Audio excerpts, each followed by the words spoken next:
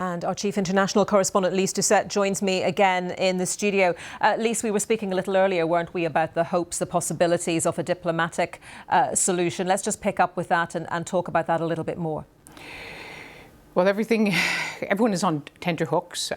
Certainly there's a lot of telephone calls going on between many capitals. That includes capital in the region of the Gulf states like Saudi Arabia, United Arab Emirates, Qatar, who very much want to avoid an escalation in the region, and all that war in Iran is so close to them geographically, right across the waterway.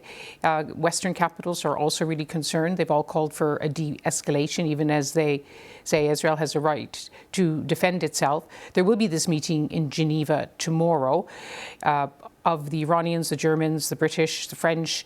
But bear in mind, it really does come down to one president, and that is President Trump, as we've been reporting. And everyone is waiting to see what he will decide to do. Well, how is it viewed from Tehran?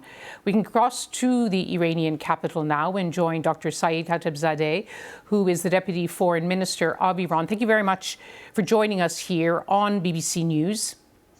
Thank you very much. Thank you for giving me this opportunity. President Trump is reported to have approved a military plan. He hasn't made a decision yet whether to join the war. What are you expecting in Tehran? Actually, we are under attack. You know that an act of aggression has happened, Lyse. We were in the middle of diplomacy. You remember that we were together in Oslo when we were planning to have the sixth round of nuclear talks in Muscat, and we were actually on the verge of reaching to an agreement.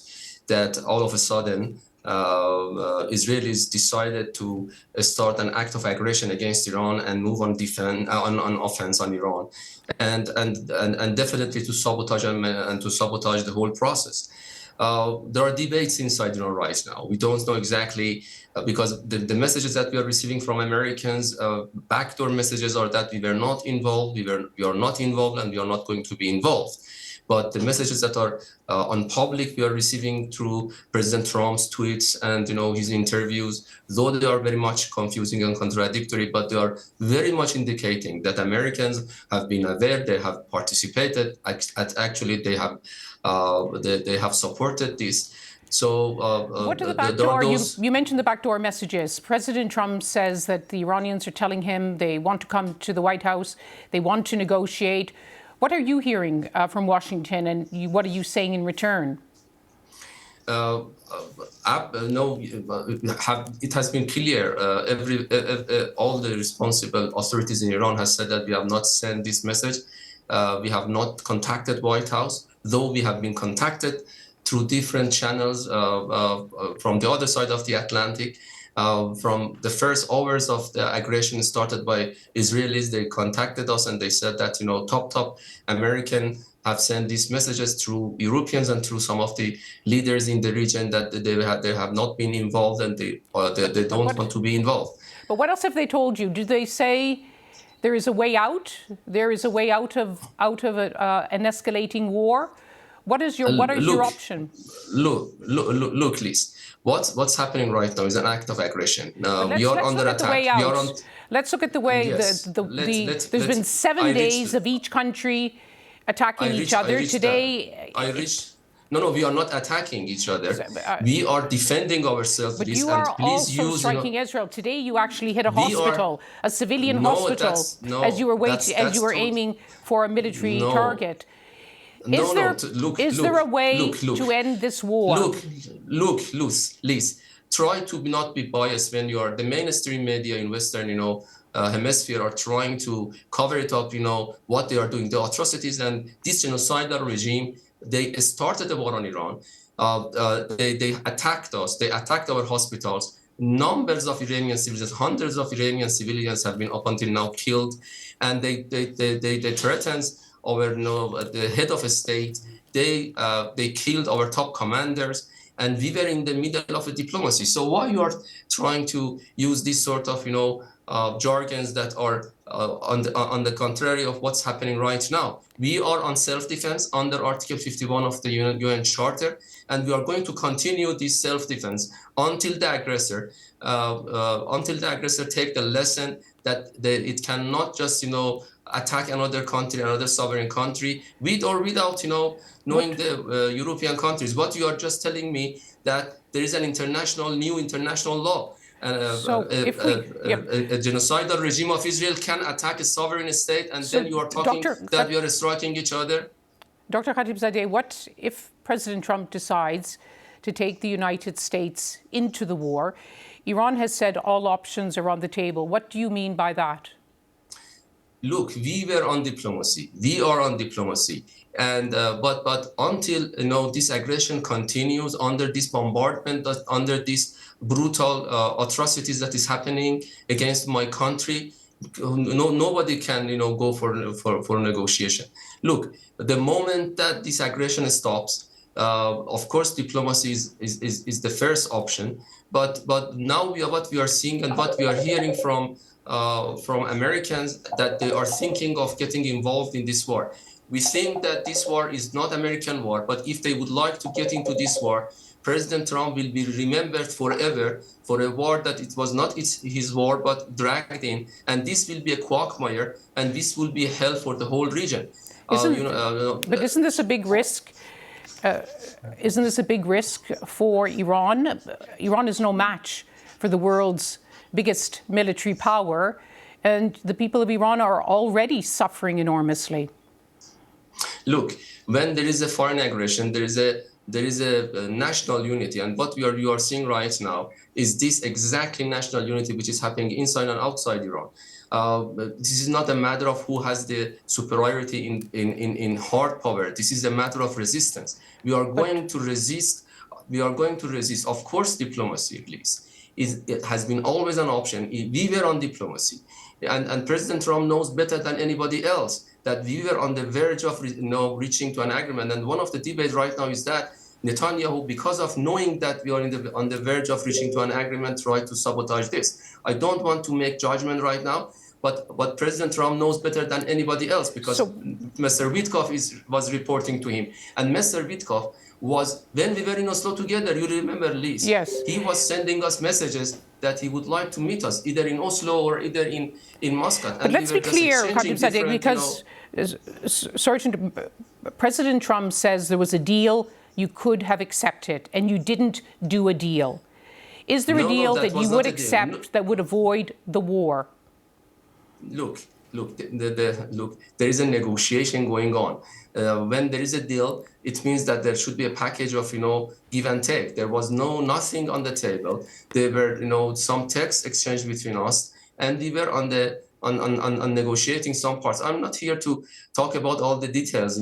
I can brief you when you have time about all the details. But even President Trump knows, and still, that Mr. Witkoff is sending, our Foreign Minister Abbas Araghchi some messages back and forth. And he knows also when you are not on air, you can talk to them and to understand that this genocidal apartheid regime of Israel has sabotaged diplomacy for many years. You remember that from 1996. Could we just be clear, Doctor? Prime Minister was always arguing that Iran was on the verge of achieving nuclear bomb, which was totally fabricated, unsubstantiated, claims. And just today, IAEA chief said that they had no evidence that Iran has ever converted any or attempted anything toward nuclear bomb. But Dr. Khatibzadeh, you are enriching. The IAEA says you are enriching uranium to 60%, which isn't necessary for a civilian nuclear program. And many are asking, why are you enriching so high? It underlines an intention to move up to 90% and to develop a nuclear bomb. Look, you cannot start a war based on speculation or intention. But there is a concern. There is a concern. Look. There is a new international law that out of concern without any United Nations mandate, some aggression can start. This is nonsense. Look, this is the Israeli has attacked as a non-NPT member, possessing nuclear warheads. Iran has no warhead, has no nuclear warhead. Iran is member of NPT. IAEA supervision is happening right now inside Iran, and they attack our military plus our nuclear sites. This is very, very, very bad move by Israelis, and IAEA and other international organization didn't condemn that. And this is a very, very dangerous move, because from now on everybody is welcome to attack another under IAEA supervision peaceful nuclear site. Dr. Lyse, what is happening is very dangerous move by Israelis, and unfortunately Europeans and Americans do not understand this dangerous move can easily spread to this region and can easily start a new quagmire in our region. Can we be clear? The messaging you are getting from high-level Americans, are they proposing that talks be held somewhere? Look, what we are hearing from Europeans is that they would like to get back to diplomacy on ministerial level. They are going to have a E3 plus EU High Representative meeting in Geneva, and we are very much happy that finally they understand that they have to come and talk on the table at the table about issues at hand. And for Americans, we have constantly sending this message until these atrocities is going on and until this attacks is happening on Iranian soil. Our hospitals in different cities have been targeted, and nuclear scientists have been killed. We cannot start any negotiation with them. But do you have an expectation that the meeting in Geneva tomorrow could help to de-escalate? Look, what I can say that we are up to diplomacy, and we have been always up to diplomacy.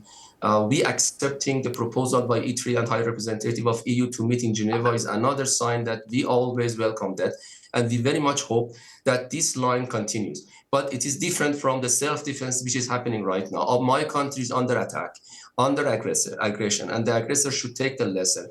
They are killing my people, and we are going to resist. And this is a very holy resistance, which is happening right now against the atrocities and aggression which is happening against my people. So what do you say to the people of Israel who are running to the bomb shelters now, who hear the supreme leader saying death to Israel, that he wants to destroy Israel? They see your nuclear program.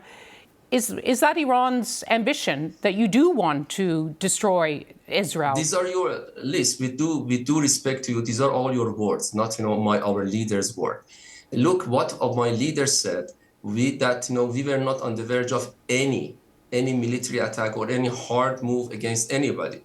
Everybody knows inside, including the people of occupied Palestine, that this war was unprovoked, unnecessary. It started by Prime Minister of Israel against my people. They attacked our top commanders. They killed on the first night 63 children of Iranians, innocent bloods on our soil, and we have no option. And by the way, Lyse, we are very pinpointing all the military intelligence and Mossad bases inside Israel. There are civilians, Mr. Khatib, civilians are dying on both sides. No, Lyse. Civilians are dying on both sides. That's Lyse. Try to be not biased.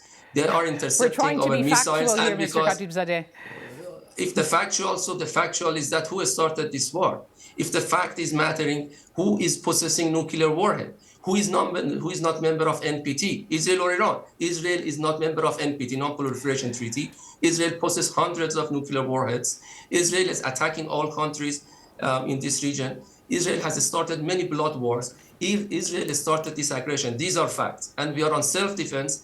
We are going to resist, and this is a holy resistance. We are very much united, and we are going to give a lesson to the aggressor. And people inside occupied Palestine should know that they are paying the cost of this adventurism and brutalism, which has been started by their prime minister. Is there any reassurances you can give to the people of Iran who are fleeing for their lives now? They want this war to end, but they will hear you saying that you just want to continue for more war. Look, we are not. Look, the moment that they stop these atrocities, the moment that they accept that the aggressor accepts its responsibility. The moment that we can, the whole international community punish the Israelis because of this aggression and make sure that this aggression is not going to happen again. And they to put an end to the impunity of Israelis, I think is the moment that the whole region can move on. So would you confirm then that that Iran has no intention of developing a nuclear bomb? Because that is the big question being asked in capitals around the world. Look, Liz, if we wanted to have a nuclear bomb, we would have it no way before. Look, you asked why Iran is reaching, 60%. We were in the JCPOA. You remember you don't need 60%. You don't need 60% for a civilian program. Do you want an answer to your question or not? The answer to your question, we were just, enriching 3.67. We were in the JCPOA, nuclear talks. We signed an agreement with P5+1. President Trump came to the office and withdrew from the JCPOA altogether. Then punished Iran and punished all those who were abided by this agreement between Iran and P5+1. Then Iran started to enrich higher in response to this unilateral, unlawful, extraterritorial sanctions imposed on Iran. And we said, and we are going to say again on air, that Iran has never developed any program for nuclear, or weaponization of its peaceful nuclear activities, and Iran was not going to do that. If Iran wanted to do that, there would have enough reasons, including these atrocities and this new aggression on Iran. But again, once again, we say on air that never, ever Iran is going to develop any nuclear weapon, and Iran is not going to convert its peaceful nuclear activities toward any weaponization. Thank you. Period. Bottom line. Well, we're coming to the end of the program. Dr. Khatibzadeh, thank you very much for giving us your time from Tehran on this very, very crucial moment for your country and indeed for the... We can see, end of these atrocities soon, and everybody come to this conclusion that they have to put an end for the impunity that Israelis are benefiting, which is not very fair. Thank you very much. Thank you. Lyse, very, very interesting to listen to the Deputy Foreign Minister of Iran there talking to you. A lot we could pick up on. Let me focus in first of all on the messaging. He was talking about backdoor messaging from the United States, which he said was confusing compared to the public messaging from President Trump. But did you get a sense there that there are these back channels of communication and conversation still going on between the US and Iran? Yes, it does seem as though, he mentioned that there is this back channel, and but he didn't seem clear on, there was, as you said, when I asked him again, was it that they want you to talk? And he made it clear they are ready to talk, but only when the war ends. And even though President Trump has said there was a deal on the table to be done, he said that they weren't quite there yet, which is what we understood as well. So obviously a lot of the belligerence that we do expect and defiance from Iran, even in this moment, which is fraught with risk. He did mention that there are these talks in Geneva tomorrow, perhaps some hope there, but they know that they're not the main decision makers in Brussels and Geneva.